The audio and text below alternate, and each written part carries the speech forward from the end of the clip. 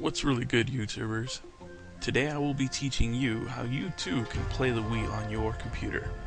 But before we get started, let's run down some of the minimum system requirements in order for you to play this system comfortably.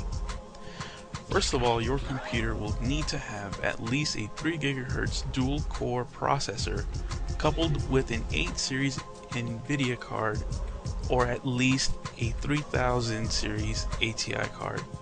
Now these are my personal minimum system requirements because anything else will be like playing it on a slideshow. Now if you're not sure if you meet these system requirements, let me go ahead and show you how you can find out. So the first thing you will want to do is you will want to open up your favorite web browser and you will want to make your way towards cpuid.com. On the left you will see CPU-Z and you will see it again underneath the download latest version. Go ahead and click that to start the download.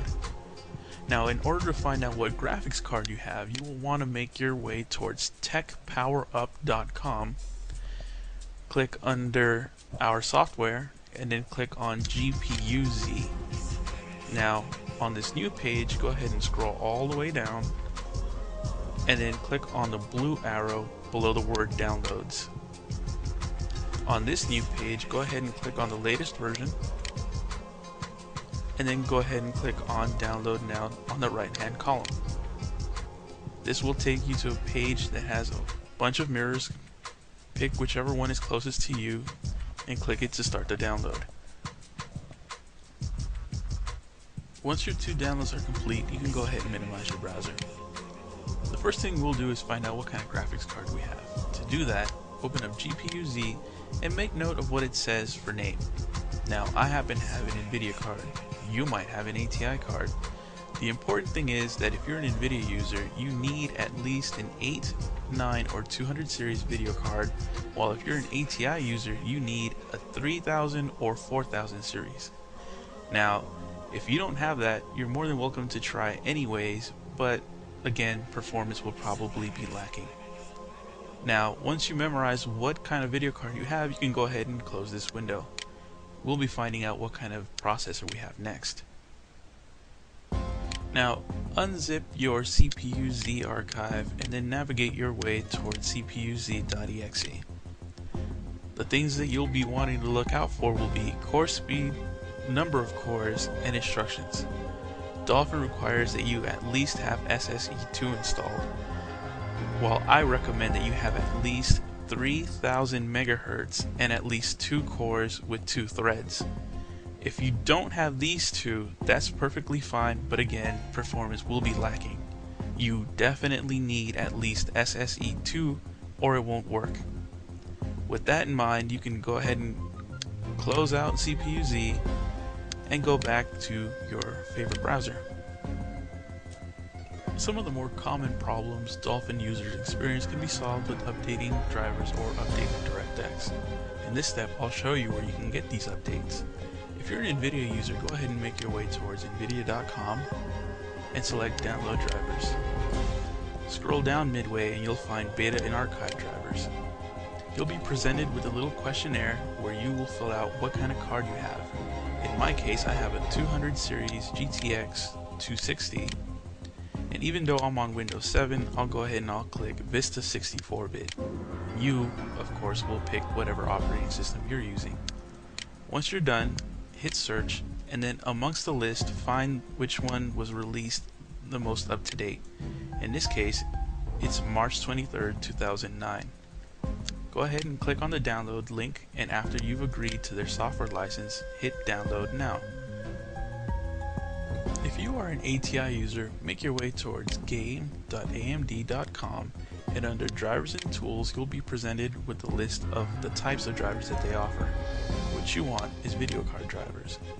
Now once you spot your operating system, in my case Windows 7 64-bit, go ahead and click it and you'll be presented with a download link. Once you're finished downloading it, make sure you install your drivers, restart as necessary. The last update you'll need will be DirectX. So go to gamesforwindows.com and underneath About GFW you'll see a link for DirectX 10. On this page, look for download the latest DirectX click it, and then go ahead and continue with the validation requirement.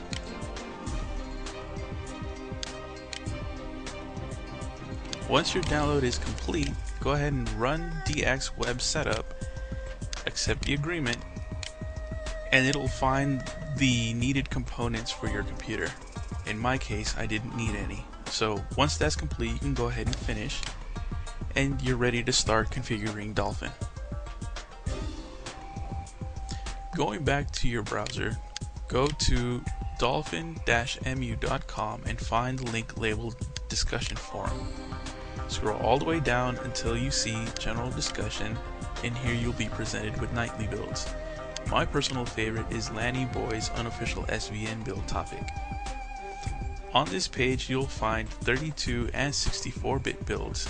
Since I'm on Windows 7 64, I'll go ahead and I'll click on the 64-bit build. After a few seconds your download will appear. Go ahead and save it, and let's get back to the desktop. What you'll want to do now is go to your Dolphin download and extract the archive. Find dolphin.exe and then click on the config button.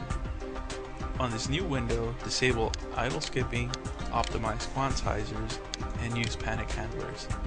If you have a dual-core processor, now would be the time to enable it. Under the Wii tab, if you have a widescreen monitor, you'll probably want to select 16:9, otherwise just leave it as it was, and disable PAL6 mode. Under pads, find the folder where you ripped your Wii games. In my case, I keep them under Save Games, Wii, and Games. Yours, of course, will probably be different. On the Plugins tab, the only thing you need to concern yourself with is configuring graphics options. Start off by enabling full screen, but disabling native resolution. On the drop-down menu, select your monitor's native resolution next to full screen video mode. Go ahead and leave all the other options defaulted. When that's done, close this window and then close the last one. At this point, Dolphin will display to you all the games that it managed to find. To start a game, simply find the one that you want to play and double click on it. With the settings I have just given you, you should be able to start playing Wii and Gamecube games almost immediately. Now, some games require that certain settings be enabled or disabled in order to get them to work properly. The best way to find out what works and what doesn't is through trial and error. Another thing that you can do is go over to the Dolphin site, head on down to the discussion forum and click on Game Discussion. There you'll find topics for just about every game you can think of, complete with instructions on how to get them to work properly. For example, here's a topic I started about Super Smash Bros. Brawl, and I even included screenshots on what you'll need to do in order to get it to work properly. Well, that does it for now. Hopefully this actually helped you in some small way, shape, or form. And if you have any questions, just, drop me a line and I'll do my best to get back to you. Alright, happy emulating.